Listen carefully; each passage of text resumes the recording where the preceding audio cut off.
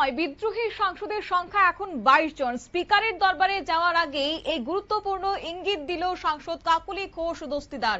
এই মুহূর্তে নজর রাখছি বাংলার খবরের দিকে, কারণ তৃণমূলের অন্দরে মাথা চাড়া দেওয়া বিদ্রোহী সাংসদদের সংখ্যা বেড়ে দাঁড়িয়েছে বর্তমানে 22 জন। তবে এখানেই থেমে থাকবে না, আগামী দিনে সেই সংখ্যাটাও যে বাড়তে পারে সেই গুঞ্জন রাজনৈতিক মহলে কিন্তু এখন থেকে শুরু হয়ে গেছে।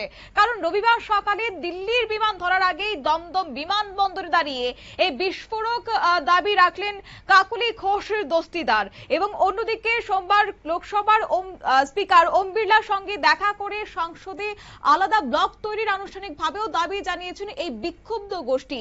বিক্ষুব্ধ সাংসদদের সূত্র মারফতে খবর যে কলকাতাতেই তাদের একটি হাই প্রোফাইল বৈঠক হওয়ার কথা ছিল, তবে সবশেষে এই রণকৌশল বৈঠকটি দিল্লিতে স্থানান্তরিত করা হয়েছে বলেও জানা গেছে।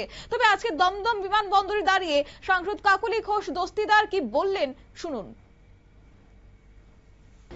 यदि आप जा रहे हो, दिल्ली जा रहे हो मीटिंग करने के लिए, सभी लोग रहेंगे वहाँ पर, क्या रणनीति बनाएंगे आप लोग, क्या डिमांड रखेंगे? हमारा कोई डिमांड नहीं है, हमारा कोई शिकायत था।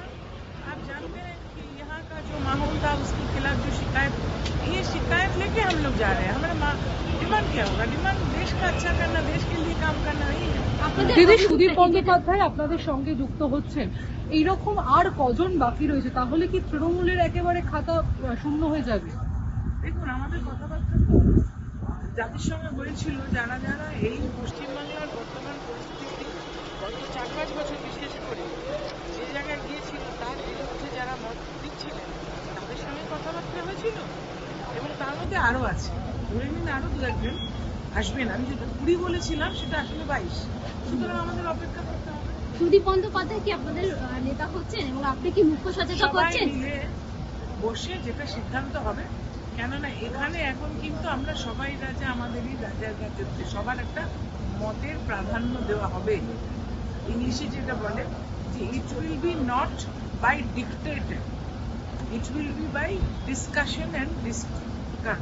সবাই মিলে আলোচনা করে যেটা ঠিক হবে সেটাই হবে। আপনি যে 2-3 জনের কথা বলছেন, তারা কি আপনাদের সঙ্গে কন্ট্যাক্টে রয়েছে? তারা তাদের বক্তব্য কি? এর বেশি বলবো না। আমি যেটুকু हिंदी दिल्ली मैं आपको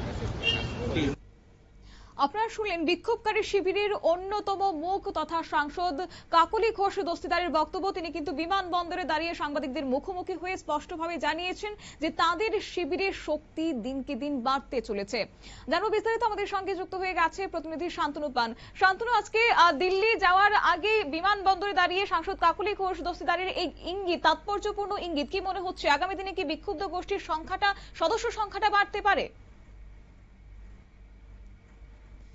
প্রতীকে যে সমস্ত সাংসদ এবং পশ্চিমবঙ্গের বিধায়ক যারা নির্বাচিত হয়েছিলেন, বর্তমান পরিস্থিতির উপর তারা দাঁড়িয়ে যেটা জানাচ্ছেন সংবাদ মাধ্যমের কাছে, যে দীর্ঘদিন ধরে তারা দলের অন্দরেও কিন্তু তাদের মনের কথা বা মানুষের কাজ করার জন্য যে বিষয়, সেই বিষয় তারা জানিয়েছিলেন, কিন্তু তারা কাজ করতে পারছিলেন না। বর্তমানে সেই পরিসর বা পরিবেশ তৈরি হয়েছে যার জন্য তারা নিজেদেরকে উদার মন দিয়ে এবং দেশের জন্য, মানুষের জন্য কাজ করতে চান। তাই সেখানে দাঁড়িয়ে তাদের যে রাজনৈতিক দল তৃণমূল কংগ্রেস, সেখানে তাদের দূরত্ব তৈরি হয়েছে এবং বেশ কিছু নয়, কার্যত 70 থেকে 80% কিন্তু বিধায়ক এবং সংসদ তারা এই বিতর্কিত বা তাদের যে নতুন তৃণমূল যাই বলি না কেন সেই দলের নাম লেখাচ্ছেন এবং সংখ্যাটা দিনের পর দিন বাড়ছেন।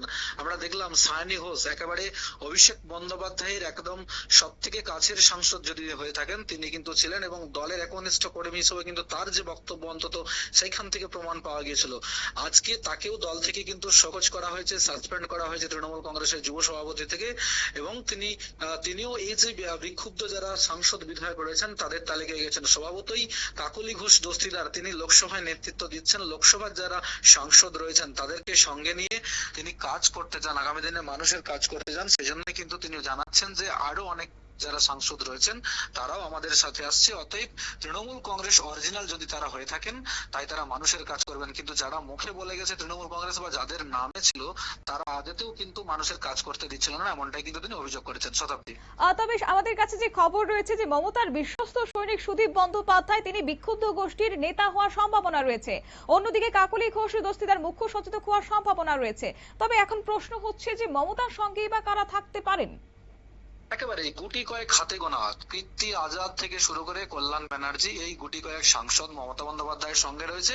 বিধায়ক হিসেবে কুণাল ঘোষ থেকে শুরু করে শোভনদেব চট্টোপাধ্যায় এই সহ কয়েকজন রয়েছেন। তার কোনো কারণ হচ্ছে যে যেই পরিসর ছিল সুদীপ বন্দ্যোপাধ্যায়, নয়না বন্দ্যোপাধ্যায় থেকে শুরু করে যারা, তাদেরকে ইতিমধ্যে জেলা সভাপতির যে পদ, সেই পদ থেকেও কিন্তু সরিয়ে দেওয়া হচ্ছে। ইতিমধ্যে কুণাল ঘোষকে সে জায়গায় আনা হয়েছে।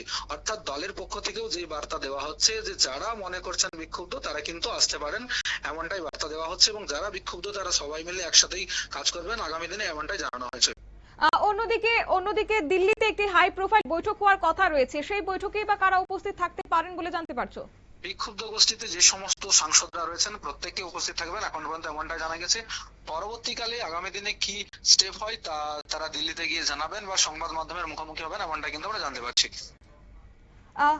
একেবারে। তবে এই যে দিনকে দিন তাসের ঘরের মতো ভেঙে পড়ছে তৃণমূল শিবির, তবে আগামী দিনে কি বিরোধী দলের তকমা হারাতে চলেছে তৃণমূল কংগ্রেস? একেবারে। তার কারণ হচ্ছে বারবার যখন তৎকালীন বিরোধী দল অভিযোগ করেছিল যে শুধুমাত্র পুলিশ প্রশাসনকে ব্যবহার করে একটি রাজনৈতিক দল শাসক দলের ক্ষমতায় রয়েছে পশ্চিমবঙ্গের মতো দ্বিতীয় বৃহত্তম রাজ্য, যেখানে স্বাভাবিকভাবে প্রশ্ন উঠছে যখন সংগঠনের কাজ না করে তারা শুধুমাত্র যে আইনি দিক বা পুলিশ প্রশাসনের ভয় বা প্রশাসনকে কাজে লাগিয়ে আইপ্যাকের ছেলেরা সেখানে প্রবেশ করে মানুষকে ভুল ভ্রান্তি বুঝিয়ে সরকারে টিকিয়ে রাখার ব্যবস্থা হয়েছিল, কিন্তু সংগঠন যে আদতে একেবারে তৃণমূল স্তর বা গ্রাউন্ড স্তর হয় সেই স্তর থেকে না করার জন্যই আজকে যখন সরকারের বিরোধিতায় গেছে, সেই জায়গায় দাঁড়িয়ে তাদের যারা কর্মী সমর্থক থেকে শুরু করে সাংসদ, বিধায়ক এবং রাজ্যসভার সাংসদ প্রত্যেককেই কিন্তু দলের কাছ থেকে সরে যেতে চাইছেন। তার কারণ তারা দলের সুখের সময় ছিল, সুখটা নিয়েছে, দলের বিভিন্ন যে কর্মসূচি গভর্নমেন্টের সুযোগ সুবিধা সেইগুলো নিয়েছে, যখনই বিরোধী হচ্ছে স্বাভাবিকভাবে সেই সুযোগ সুবিধা কিন্তু তারা পাবেন না, তাহলেই কিন্তু সেখান থেকে তারা সরে দাঁড়াচ্ছেন এবং ইতিমধ্যেই কিন্তু প্রত্যেকে সেখান থেকে সরে আসছেন। কার্যত তাসের ঘর ভেঙে পড়া সময়ের অপেক্ষা। শতাব্দী, তবে এই ক্ষেত্রে কি মনে হচ্ছে ঋতব্রত বন্দ্যোপাধ্যায়ের নেতৃত্বে যারা আলাদা হয়েছেন বিধায়করা, তারা কি এনডিএ শিবিরে যোগদান করবেন নাকি আলাদাভাবেই থাকবেন তারা? এখনো পর্যন্ত আলাদাভাবে রয়েছেন, কারোর সাথে যোগদান করছেন না। আগামী দিনে কি কর্মসূচি হবে, কি রূপরেখা হবে তা কিন্তু জানাবেন, এমনটা কিন্তু আমরা জানতে পারছি। শতাব্দী, একেবারে ধন্যবাদ। বাংলার বিধানসভা নির্বাচনের পর থেকেই কার্যত তাসের ঘরের মতো ভেঙে পড়ছে তৃণমূলের সাংগঠনিক পরিকাঠামো। প্রথমে বিধানসভার পরিষদীয় দল হাতছাড়া হওয়ার পর এবার লোকসভার সংসদীয় দলও মমতা বন্দ্যোপাধ্যায়ের নিয়ন্ত্রণের বাইরে চলে গেছে বলে একাংশ রাজনৈতিক বিশ্লেষকরা মনে করছেন।